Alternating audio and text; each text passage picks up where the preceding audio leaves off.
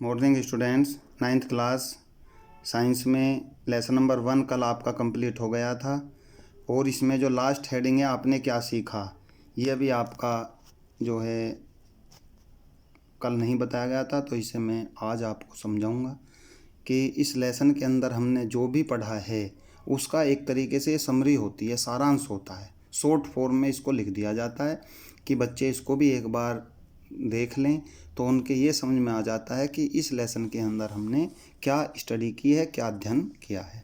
जैसे नंबर 1, द्रव सूक्ष्म कणों से मिलकर बना होता है। द्रव का मतलब पदार्थ, कोई भी पदार्थ हो वो बहुत ही सूक्ष्म कणों से मिलकर बना होता है।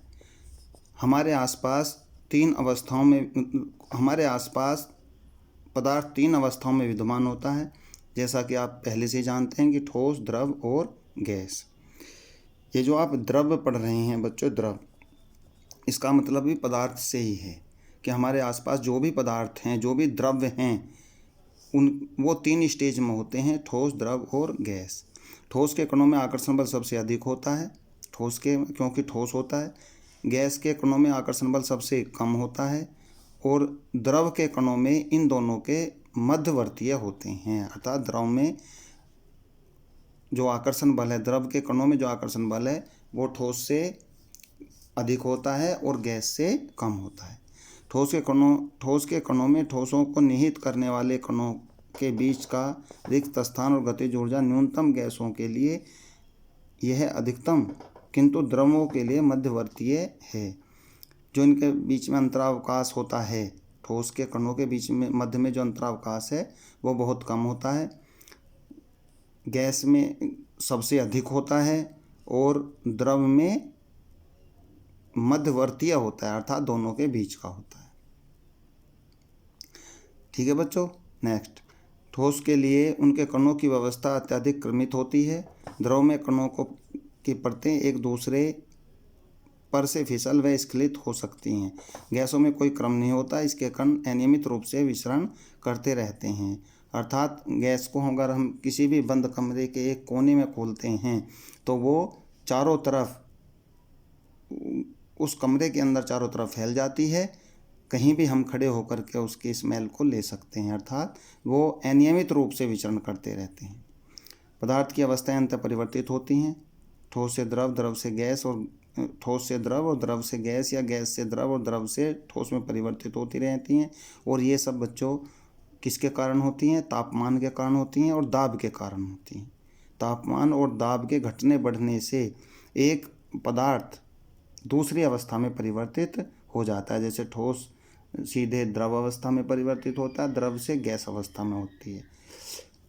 निक्षेपण प्रक्रम में गैसीय पदार्थ सीधे ठोस अवस्था में आ जाता है। और अभी मैंने आपको बताया था बच्चों कि गैस से ठोस में भी परिवर्तित हो जाती है और गैस से द्रव में भी परिवर्तित हो जाती है। इस प्रकार के कुछ जो घटनाएं होती हैं, जैसे गलनांक है, क्वथनांक हैं।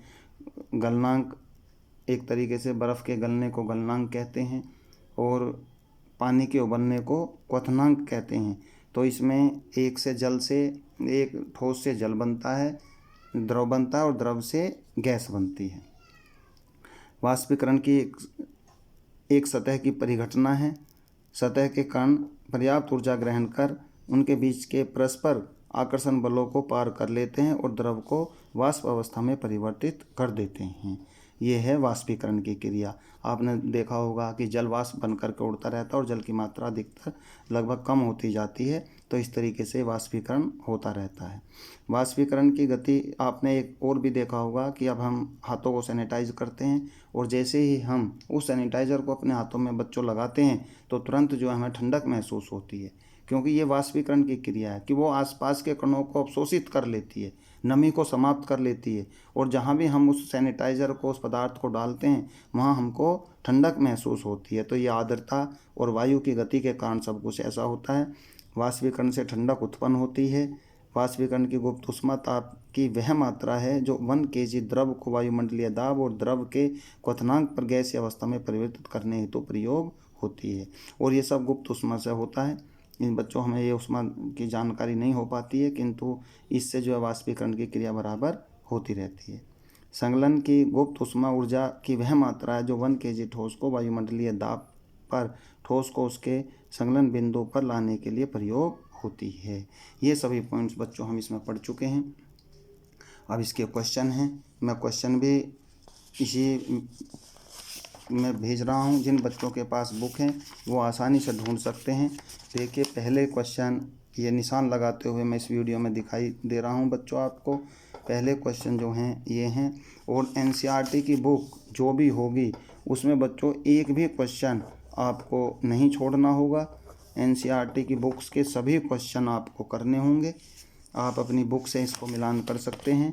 नेक्स्ट पेज पर आते हुए 1 2 3 4 ये जो हैं इसका आप मैच कर लेंगे अपनी बुक से। इसके बाद लास्ट में 1 2 3 4 5 ये सभी क्वेश्चन आपको जो है अपनी गाइड में मैच करने हैं और उनको फेयर कॉपी पे करना होगा। ऊपर फिर एक एक्सरसाइज आती है, एक सारणी है, ये सारणी आपको कंप्लीट करनी है। बुक से आप कर सकते हैं। उसके नीचे अभ्यास के क्वेश्चन 1 2 3 4 5 6 7 8 9 और ये आप देखेंगे ये चित्र आपको दिखाई दे रहे हैं। ये प्रतिदर्श का निर्माण कैसे किया जाता है ये भी आपको करना होगा। और इस तरह से ये लेसन आपका आज कंप्लीट हो गया है। और इसके साथ साथ अब जो एक्स्ट्रा क्वेश्चन बच्चों गाइड में होते हैं, कुछ क्वेश्चन एक्स्ट्रा होते हैं जो आपकी बुक में नहीं है, वो गाइड से ही याद कराए जाते हैं। तो जो बच्चे इस वर्क को कंप्लीट करने के बाद स्कूल में आएँ तो वो अपनी गाइड अवश्य लेकर के आएँ, जिससे उन पे भी निशान लगवा दिया जाए। सभी बच्चे ध्यान से इस रिटन वर्क को कंप्लीट करेंगे। और एक बात का विशेष ध्यान रखेंगे कि जो ये आपको लेसन नंबर 1 के क्वेश्चन दिए गए हैं, बुक्स में से एक भी क्वेश्चन छूटना नहीं चाहिए। और जब भी आप स्कूल में आएँ इस वर्क को चेक कराने के लिए तो गाइड लेकर के आएँ, जिससे एक्स्ट्रा क्वेश्चनों पर निशान बच्चों आपके लगवा दिए जाएँ। और ज़्यादा से ज़्यादा की संख्या में अपने इसमें दिखाएं।